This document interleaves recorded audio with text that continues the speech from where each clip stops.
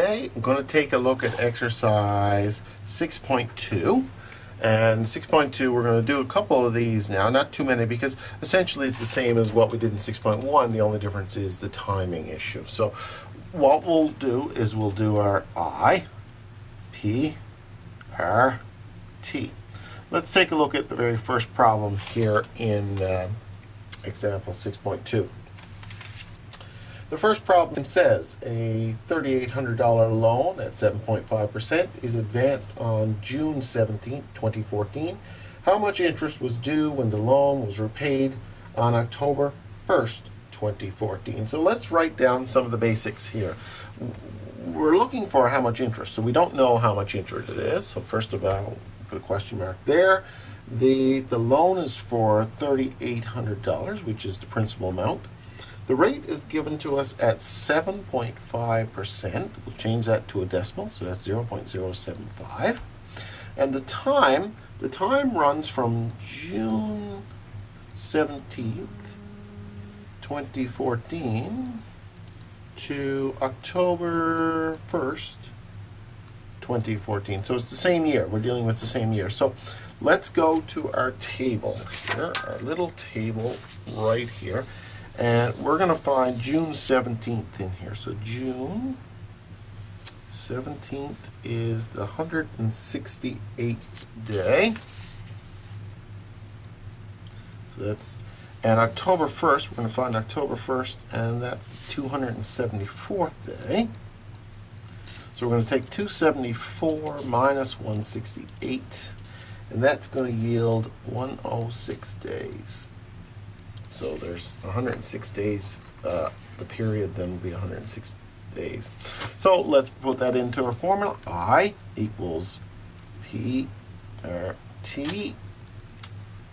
P is 3,800 times the rate, which is 0.075, times the time period, which is 106 days, and is a portion of a year, so it's 365.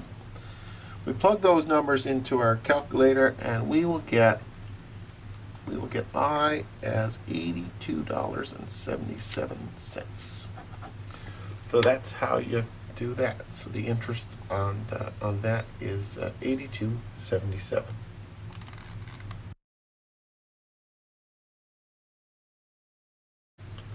So next, let's take a look at number 3. And number 3, I'll just read number 3 here. Number 3 says, an $85,000 investment earned 3.9% rate of simple interest from December 1st, 2013 to May 30th, 2014. How much interest was earned? So here we have an example that's slipping over a couple of years. So it starts in one year and ends in the next. So let's just get this basic information down. T. So we're looking again for our interest in this particular problem. It's $85,000. The rate is 3.9%, which converts to a decimal of 0.039. And the time is December 1st, 2013 to May 30th, 2014. Okay, so we got this kind of a 2-year type thing. So the time is really the one to stick out here. So essentially, December 1st to December 31st needs to be considered for year 1. So that's that magic date at the tail end of September. So if we look at our little table again, we go to our little table. I won't do it this time. You will find that that is 30 days. Then the May 31st, we have to look at that. So that's January 1, 2014 to May 30th, 2014. And if you go to our little table, you will find that that's 150 days. Taken together then, that's 180 days. So T will be 180 divided by 365. So let's plug that in. I equals P R T.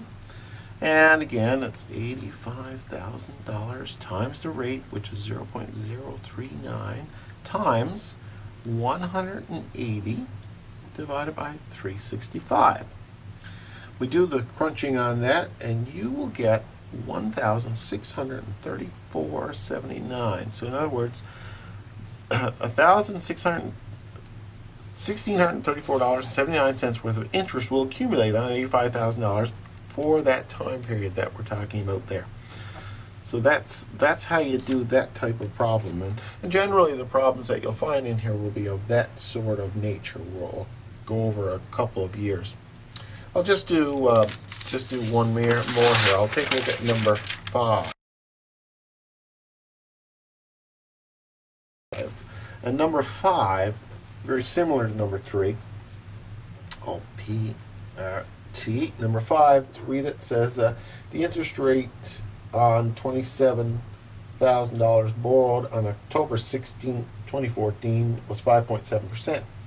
How much interest was owed on the April 15, 2015 repayment date? So we got a couple of things here. We got principal of $27,000. We got a rate of 5.7%, which converted to a decimal 0.057. And the time, now we got to worry about the time. So the time starts October 16, 2014, and it goes until April 15th, 2015. So let's just do the dates here. So if we look at our little table, we'll find that going to October 16th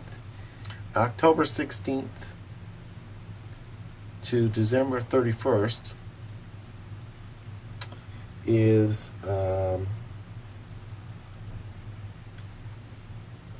76 days.